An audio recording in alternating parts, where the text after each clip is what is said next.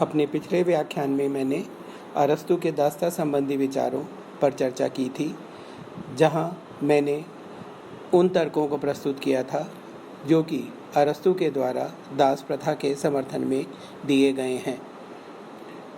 अपने आज के व्याख्यान में मैं दास प्रथा के संबंध में अरस्तु की क्या मान्यताएं हैं और आलोचकों के द्वारा अरस्तु ने जो दास प्रथा के बारे में विचार दिए हैं उसकी आलोचना के बारे में बताऊंगा।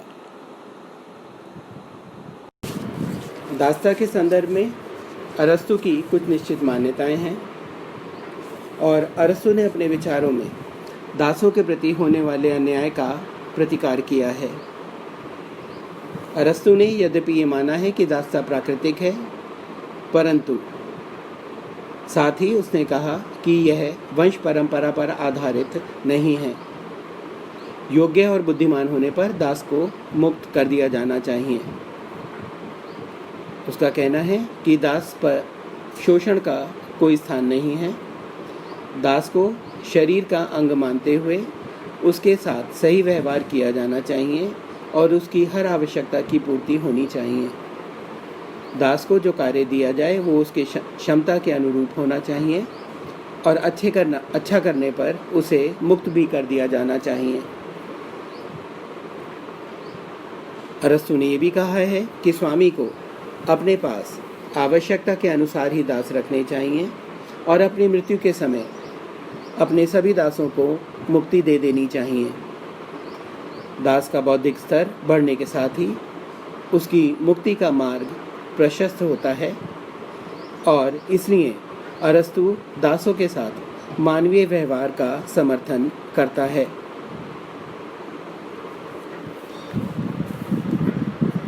अरस्तु चूंकि यूनानी परंपराओं से गहराई से जुड़ा हुआ था और उसका दृष्टिकोण व्यवहारिक था, इस कारण वो दास प्रथा को यूनानी जीवन की आवश्यकता मानते हुए उसका तर्कसंगत समर्थन करता है। परंतु उसके ये विचार अरस्तु के अन्य सभी विचारों से अलग हैं और उसके दास्ता संबंधी विचारों की व्यापक आलोचना होती है। आलोचक यहाँ उसे अमानवीय व पूर्वाग्रहों से प्रभावित मानते हैं और आलोचकों के विभिन्न तर्क हैं। आलोचकों का मानना है कि दास्ता अपने आप में अप्राकृतिक है। ये मान भी लिया जाए कि बौद्धिक और शारीरिक असमानता मनुष्यों के बीच प्राकृतिक रूप से मौजूद है, परंतु व्यवहारिक रूप में कौन से तत्व उन्हें स्वामी बनाते हैं और कौन से दास के हैं, यह कहीं भी स्पष्ट नहीं है। प्रकृति में स्वामी और दास को अलग करने का कोई भी तयशुदा मापदंड नहीं है। इसलिए आलोचकों का कहना है कि प्राकृतिक आधार पर दास और स्वामी के बीच का विभाजन बिल्कुल भी तर्कसंगत नहीं है। अरस्तु का ये कहना कि दास में केवल अपने स्वामी के आदेशों को पूरा करने की समझ होती है, उचित प्रतीत नहीं होता। दासों के कार्य को पशु समान कार्य मानना भी गलत है। उसके विचार दास के संबंध में उसके मानवोचित विचारों के अनुकूल बिल्कुल भी नहीं हैं। साथ ही दास प्रथा पर अरस्तु की जो धारणा है उसमें परस्पर कई जगह पर विरोधाभास हैं। एक तरफ तो अरस्तु राज्य का उद्देश्य मनुष्य का श्रेष्ठ और सुखी जीवन मानता है, वहीं वह समाज के एक बड़े वर्ग को उस श्रेष्ठ जीवन से पूरी तरह से वंचित कर देता है। एक ओर वह दास्ता को प्राकृतिक कहता है तो वहीं वह दूसरी ओर दास को अच्छा करने पर, अयोग्य बनने पर उसकी मुक्ति की भी बात करता है। साथ ही वह दास को स्वामी का अंग मानता है, उसे स्वामी पर आश्रित कहता है, पर साथ ही वह यह भी कहता है कि स्वामी दास पर आश्रित नहीं है। इस तरह कई जगह पर अरस्तु के दास्ता संबंधी विचारों में परस्पर विरोधाभास मौजूद है।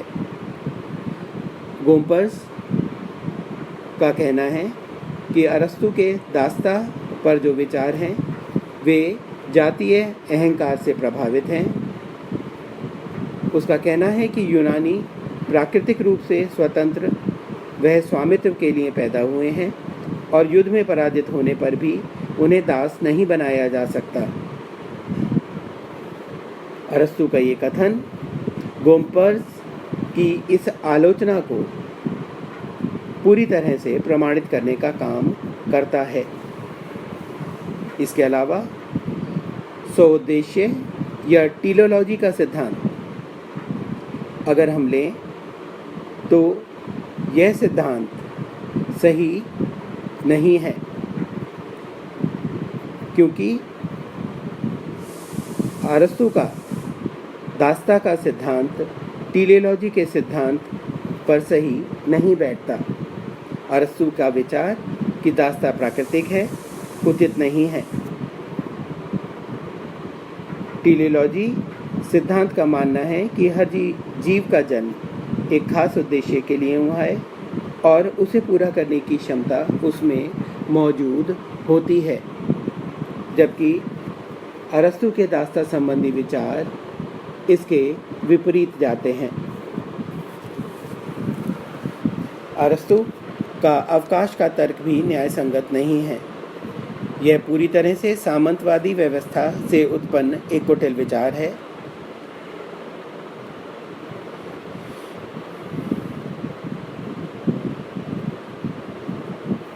साथ ही यह भी स्वीकार नहीं किया जा सकता कि बौद्धिक विकास के लिए विश्राम केवल स्वामी को ही जरूरी है और दास को नहीं। आलोचकों के अनुसार दास व्यवस्था अपने आप में अलोकतांत्रिक है, जो समानता और स्वतंत्रता के मापदंडों के विपरीत है। श्रमिकों को उनसे वंचित करना पूरी तरह से अन्याय है। ये विचार भी अपने आप में अव्यवहारिक है, क्योंकि स्वामी और दास में विभाजन के नैसर्गिक तत्वों के कोई निश्चित मानक मौजूद नहीं हैं। अरस्तु का अध्ययन वैज्ञानिक है, परंतु कुछ को जन्मजात मूढ़ कहकर वो वैज्ञानिक तथ्यों की अवहेलना करता है। उचित वातावरण व शिक्षा के माध्यम से मनुष्य को योग्य बनाया जा सकता है।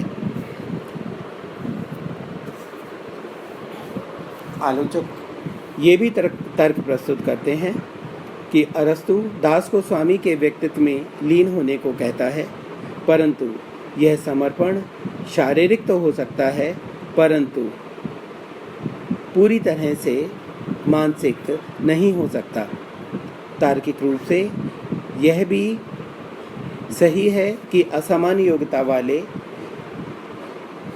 व्यक्तियों में मित्रता और तालमेल पूरी तरह से संभव नहीं है।